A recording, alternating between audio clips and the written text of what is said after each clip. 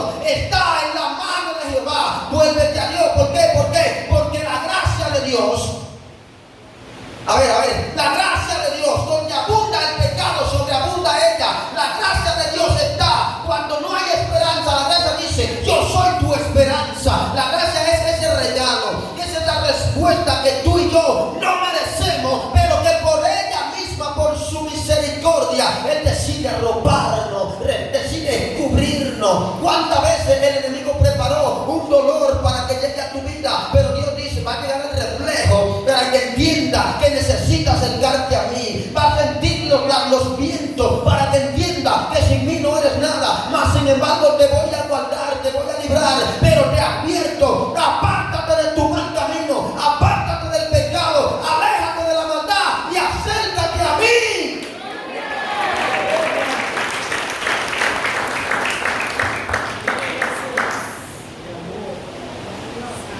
Es cierto que esta nación está siendo golpeada en el aspecto, en cuanto a la economía, en cuanto a la seguridad, en cuanto al bienestar social. Y posiblemente a usted, que quizás no se le ha dado la oportunidad o no la ha tenido de ir a otra nación, usted piensa que esto es lo peor. Escuche la noticia, lea el periódico, infórmese.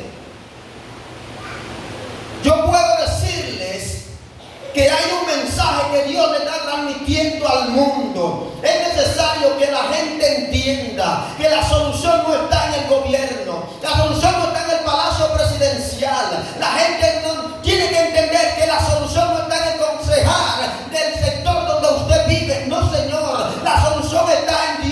Esto no es solamente en Ecuador, esto no es solamente en República Dominicana, es que a nivel mundial, el que no tiene una necesidad tendrá otra, pero todos tendrán necesidades para que el mundo entero entienda que hay que doblar la rodilla delante de Jehová, que hay que clamar al Dios de los cielos. Y tú y yo que estamos en este lugar, no es casualidad que llegamos a la casa de Dios, no es casualidad que decidiste servir al Señor, pero si decidiste hacerlo, sírvele de corazón, sírvele con propiedad, sírvele con carácter, entrégate por completo. No sea como el pueblo de Israel, que era terco, que era de dura cerviz.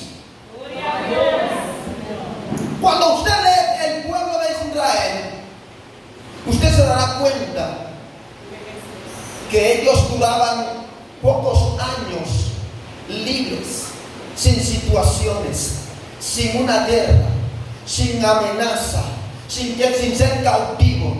2, 3, 8, 10 años, pero luego volvían y caían a lo mismo. ¿Por qué? Porque retrocedían, entendían después de un lapso de tiempo que ya ellos eran autosuficientes. Pareciera ser que ellos entendían que podían hacer lo que se les venía en gana. Este término significa que ellos podían hacer lo que quisieran sin pensar en la acción o en la reacción que esto podría atraer de la presencia de Dios. Usted y yo tenemos que saber que al llegar a estos caminos ya nosotros no nos ceñimos, ya nosotros no nos gobernamos, alguien nos ciñe, alguien nos gobierna. Si es que verdaderamente venimos a estos caminos, ya nosotros no nos mandamos, alguien manda en nosotros, y ese alguien se llamará el Espíritu Santo. Y no vamos a tomar una decisión sin su consentimiento, no vamos a dar un paso sin su aprobación, porque dar un paso sin su consentimiento es peligroso, avanzar sin su aprobación es peligroso, y todo el que entra en terreno peligroso que se atenga a las consecuencias.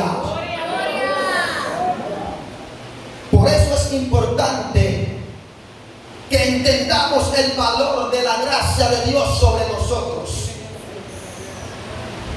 Cuando Dios te libró del mal, no fue porque tú paraste para que Dios te guarde, fue porque Dios quiso en su absoluta voluntad, en su perfecta voluntad, guardarte.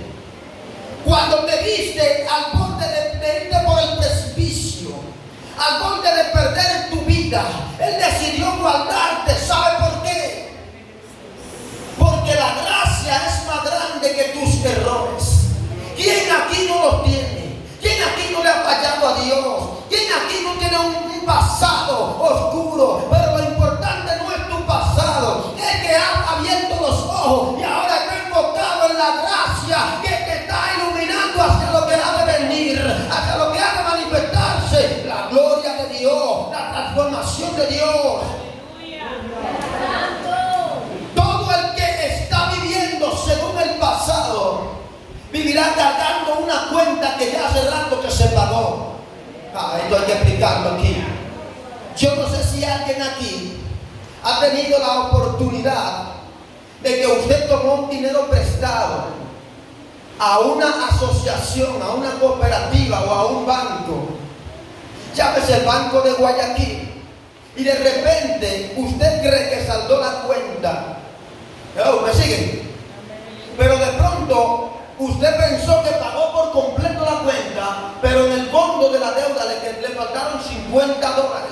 Eso no es nada. Cualquiera a usted le regalaría esos $50.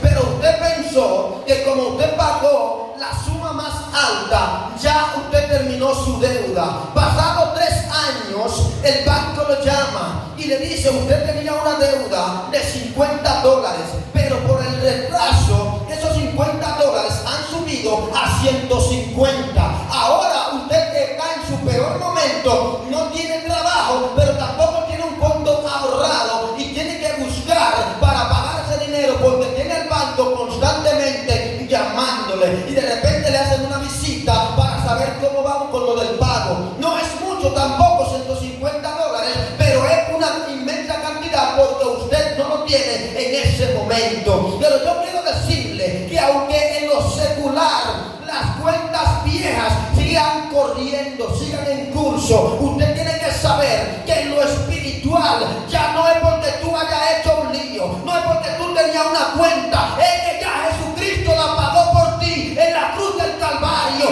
y cualquiera que venga a cobrarte lo que ya Cristo pagó, tú le dices: ya eso yo no lo debo. Si tú quieres que te lo pague el diablo, vete y habla con mi Cristo, porque ya Él pagó mi deuda.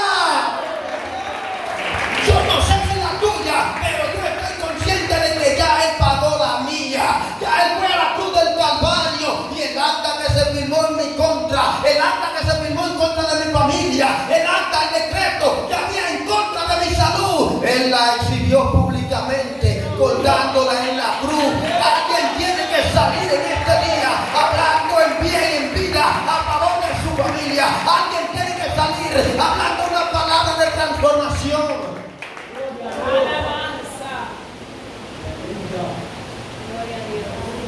Hace, no sé, 2 o 3 años, o quizá algo más, porque ya el hombre de Dios que dijo esta palabra ya no está en el ministerio.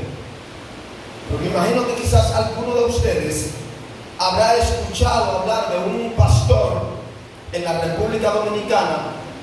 El pastor se llama Jonathan Piña. El tipo es un hombre a quien Dios en su momento usó extraordinariamente. Dios sacudía a ese hombre fuertemente. Ahora, por algunas razones, está fuera del ministerio. Y ese hombre dice, él cuenta, hay un sitio allá cerca de donde vivimos que es bastante peligroso, le llaman Jaina. Si usted va a la República Dominicana, por favor trate de contactarnos para nosotros ayudarle, a menos que usted tenga a alguien allá a moverse en esa área. Y ese hombre de Dios, él cuenta que en su pasado, cuando no había venido a los caminos de Jesucristo, él andaba delinquiendo y bebiendo y un montón de cosas en la calle. Y él dice que después que él viene a los caminos del Señor, había durado años sin ver a un joven que era de la calle, que salía con él, que vivía la vida alegre en la calle.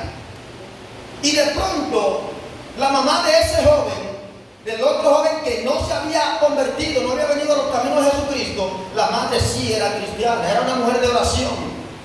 Y dice el pastor Piña que de repente él llega a la casa de la señora y le dice que dónde está su hijo. Ya no anda por ahí, salió a dar una vuelta. ¿Y cómo está ese muchacho? ¿En qué está? No, mi hijo es un pastor, es profeta. Mi hijo es un evangelista. Dice, wow, pero qué raro que él no me llamó para contarme que ya había venido a los caminos del Señor.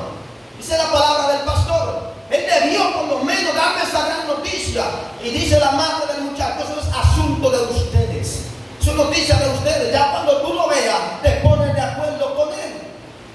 Dice el pastor Piña que de repente la mujer le sirvió unos alimentos, le preparó una limonada, allí un jugo de limón. Y mientras él está comiendo, allá llega el jovencito con los pantalones por aquí y con una botella de cerveza en la mano bebiendo y lo saluda. Piña, dime, hace tiempo que no te veía, y lo saluda y comienza a hablar. Y dice el pastor que él se para, dejó los alimentos que se estaba sirviendo y dice, pero doña, usted me mintió. Y la señora dice, ¿en qué yo te mentí? Y él le dice, pero usted me dijo que este muchacho se había convertido y que andaba predicando y que era hasta pastor. Y la mujer le dio un golpe a la mesa y dice, yo a usted no le he mentido, yo estoy declarando lo que mi hijo va a hacer en el futuro. Ni usted ni nadie va a impedir que lo que yo estoy declarando tenga cumplimiento.